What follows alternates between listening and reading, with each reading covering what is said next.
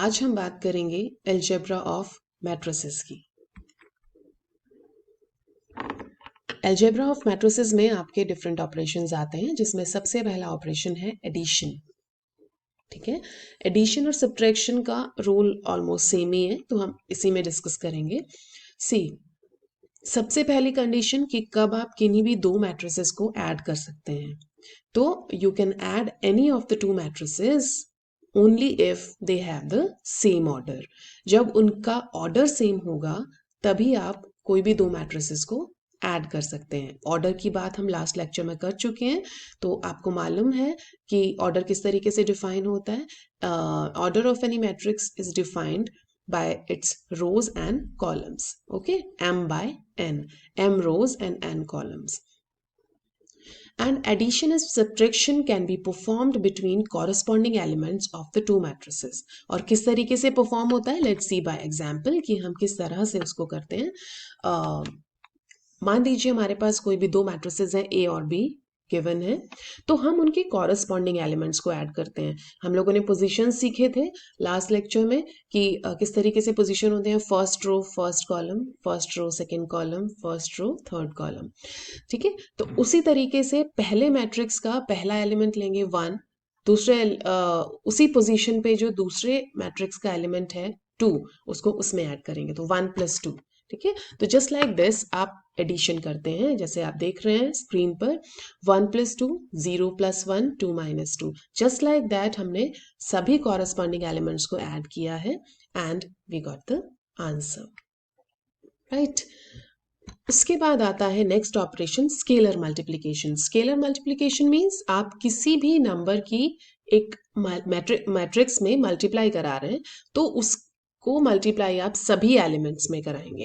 जैसे कि हमने यहाँ पर एक एग्जाम्पल लिया है कि मान लीजिए मेरे पास बी मैट्रिक्स है और हमें 2b निकालना है, तो 2 को हमने बाहर रखा, मैट्रिक्स के हर एक एलिमेंट, यहाँ पर 9 एलिमेंट्स हैं, 9 के 9 एलिमेंट्स के साथ आप 2 की मल्टीप्लाई कराएंगे and you will get the answer. Okay, एक मेरे को प्रॉपर्टी भी डिस्कस करनी है। एडिशन की कुछ प्रॉपर्टीज होती हैं। एडिशन की प्रॉपर्टी है, फर्स्ट प्रॉपर्टी इज कॉम्यूटेटिव, कि मैट्रिक्स एडिशन जो है वो कॉम्यूटेटिव होता है। आपके पास कोई भी दो मैट्रिसेस हैं, आप उनको किसी भी ऑर्डर में ऐड कर सकते हैं, the answer will remain same, right? A plus B is equals to B plus A. Associative property is A plus B plus C is equals to A plus B plus C. Means आप पहले, आपके पास कोई भी तीन matrices given है, आप पहले कोई भी दो मैट्रिसेस को ऐड कर सकते हैं, answer will remain same, right. Next, additive identity. Additive identity मतलब when you get the same matrix. तो सेम मैट्रिक्स आपको कब मिलेगा, you know about the null matrix. तो जब आप किसी भी मैट्रिक्स को नल मैट्रिक्स में ऐड करते हैं तो you get the same matrix. Okay, so this is called additive identity. Additive inverse. Additive inverse means when you add two matrices and you get the answer as null matrix, then the second matrix is called the first additive inverse. Okay, तो यहाँ पर आपका क्या है, हमने obvious सी बात है, कोई भी मैट्रिक्स का एडिटिव इनवर्स उसका माइनस वाला मैट्रिक्स होगा, नेगेटिव मैट्रिक्स। तो a + - a = 0 and vice versa. Okay, so ये हमने एग्जाम्पल देख ही लिया है एडिशन और सब्ट्रैक्शन का, स्केलर मल्टीप्लिकेशन का। Let's move ahead. यहाँ पर भी मैंने आपको एक्सरसाइज के लिए दो एग्जाम्पल्स दिए हैं। You are given two matrices A and B, you have to find 2A - B। तो इसमें आप सब्ट्रैक्शन भी कर रहे हैं, आप इसमें स्केलर मल्टीप्लिकेशन भी कर रहे हैं। तो you will find first 2A।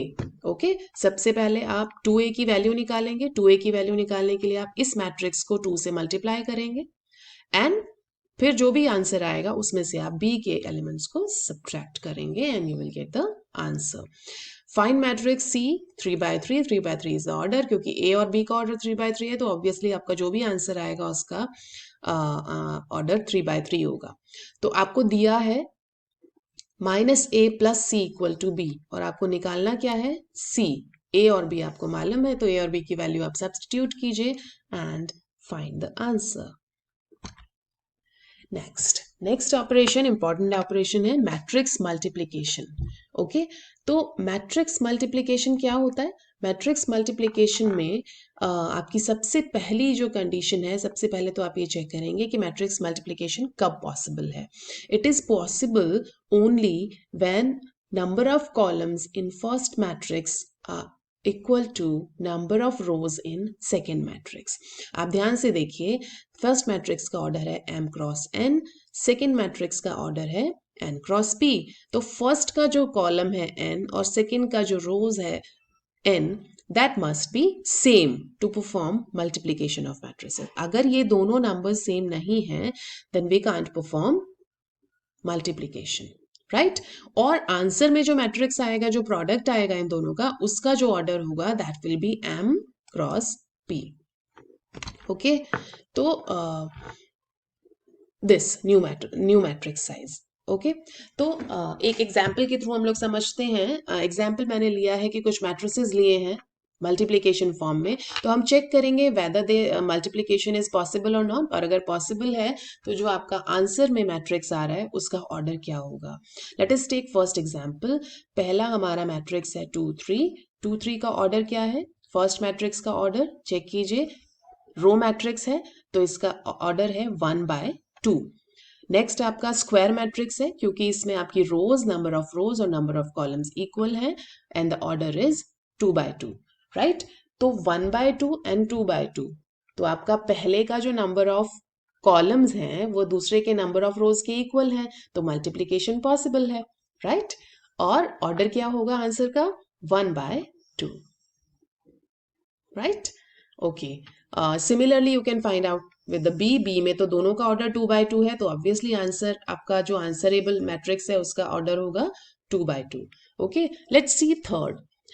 यहां पर आपका फर्स्ट मैट्रिक्स का ऑर्डर है 2/3 और दूसरे का है 2/2. तो आप चेक कर सकते हो कि फर्स्ट वाले मैट्रिक्स के जो नंबर ऑफ कॉलम्स हैं वो है 3 और सेकंड वाले मैट्रिक्स के नंबर ऑफ रोज है 2 विच आर नॉट इक्वल. तो यहां पर मल्टीप्लिकेशन डिफाइंड नहीं है. Right, not defined. तो अगर डिफाइंड ही नहीं है तो हम फाइंड ही नहीं कर सकते, तो ऑर्डर भी नहीं आ सकता है. नेक्स्ट में भी इसी तरीके से देखेंगे, नंबर ऑफ आपके कॉलम्स 2 है, नंबर ऑफ रोज 2 है, तो डिफाइंड है, मल्टीप्लिकेशन कैन बी पॉसिबल. और जो आपका आंसर वाला मैट्रिक्स होगा उसका ऑर्डर आएगा 2/3. ओके, यहां पर अब हम चेक करेंगे कि मल्टीप्लिकेशन करते कैसे हैं. What is the rule to multiply two matrix. तो हमारे पास दो मैट्रिसेस हैं, एक मैंने लिया है रो मैट्रिक्स और एक मैंने स्क्वायर मैट्रिक्स लिया है 2/2 ऑर्डर का. तो लेट्स स्टार्ट कि किस तरीके से करते हैं. सबसे पहले आप फर्स्ट रो उठाएंगे फर्स्ट मैट्रिक्स का और सेकेंड फर्स्ट कॉलम उठाएंगे सेकेंड मैट्रिक्स का और कॉरस्पॉन्डिंग मल्टीप्लिकेशन करेंगे. राइट, देखिए ध्यान से. First 2 multiply by 1, okay, 3 multiply by 3 और दोनों को ऐड किया, ये आपका फर्स्ट एलिमेंट मिला. Now same row with the second column gives you the second element.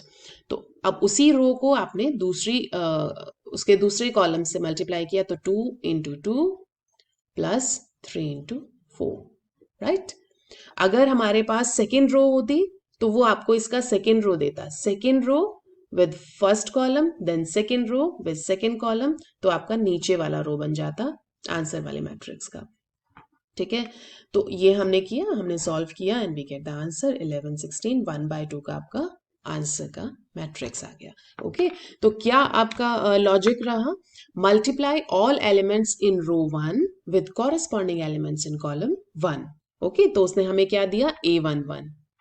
और A12 निकालने के लिए multiply all elements in row 1 with the corresponding elements in column 2. Okay, तो सिंपल सा फंडा है कि आपको अगर आंसर में A11 निकालना है तो पहले मैट्रिक्स का फर्स्ट रो, दूसरे मैट्रिक्स का फर्स्ट कॉलम. A12 निकालना है तो पहले मैट्रिक्स का फर्स्ट रो और दूसरे मैट्रिक्स का दूसरा कॉलम एंड कॉरस्पॉन्डिंगली उनको मल्टीप्लाई करके ऐड करना है. Hope you get the idea. अब हम देखते हैं यहाँ पर एक एक्सरसाइज मैंने दी है, ये आप लोग करेंगे. Calculate the following matrix multiplication. कोई प्रॉब्लम आएगा तो you can ask me through my email ID given in the description box or in the comment section. Okay. Okay, properties discuss करते हैं। कुछ प्रॉपर्टीज होती हैं मल्टीप्लिकेशन की भी, और इम्पॉर्टेंट प्रॉपर्टीज हैं। सबसे पहले एक तो जो मल्टीप्लिकेशन है, यहाँ पर matrix multiplication is not commutative. Okay, मतलब आप ए बी निकालेंगे, आपके पास दो मैट्रिसेस हैं, आपने ए बी निकाला, ए इंटू बी, तो इसका मतलब ये जरूरी नहीं है कि जब आप b इंटू ए निकालेंगे तो वो उसके इक्वल आएगा। ओके, तो A B is not necessarily equal to B A, therefore matrix multiplication is not commutative.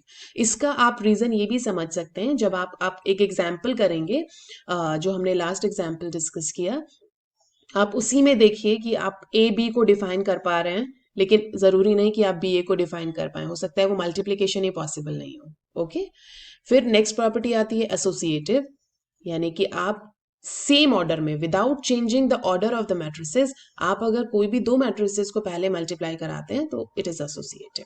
And third property, A B का जो ट्रांसपोज है that is equal to B transpose into A transpose. इस property को हम prove भी करेंगे एक example के थ्रू आगे। तो लेट्स सी, ये मैंने कुछ क्वेश्चंस दिए हैं, ठीक है, ये आप लोग करेंगे। कुछ एक्सरसाइजेस हैं, लेट्स सी द एग्जांपल। ये हम प्रॉपर्टी डिस्कस कर रहे हैं। For the matrix A and B verify that A B का transpose is equals to B transpose A transpose where A and B are given. Okay, अब देखिए, जो first matrix है उसका ऑर्डर आपका है 3/1, और जो सेकंड मैट्रिक्स है उसका ऑर्डर है 1/3। Again we are performing multiplication, तो फर्स्ट रो में सिर्फ एक एलिमेंट है, इधर भी फर्स्ट कॉलम में एक ही एलिमेंट है, तो 1 इंटू -1 हो गया, फिर 1 इंटू 2 हो गया, फिर 1 इंटू 1 हो गया, and so on. Okay, we have find out the multiplication of two matrices, और हमें फाइंड क्या करना है लेफ्ट हैंड साइड के लिए, इसका ट्रांसपोज। तो ए बी हमने निकाला, ओके, ए बी निकाला। अब हमने ए बी का ट्रांसपोज निकाल लिया। Transpose of a matrix is defined as कि आपने रोज को कॉलम्स में चेंज कर दिया है, तो ये हमारा लेफ्ट हैंड साइड आ गया। Now we are performing right hand side. Right hand side के लिए हमें B transpose into A transpose करना है, तो हम दोनों मैट्रिसेस का पहले ट्रांसपोज निकाल देते हैं।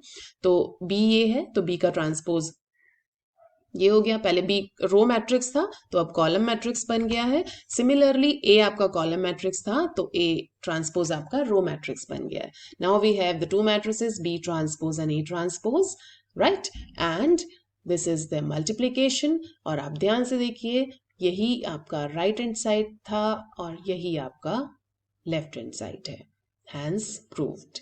ओके, सो होप आपको लेक्चर समझ में आया होगा। अगर कहीं भी किसी भी कॉन्सेप्ट को समझने में कोई प्रॉब्लम आए हो तो आप मुझसे पूछ सकते हैं। Okay, and keep learning. Thank you.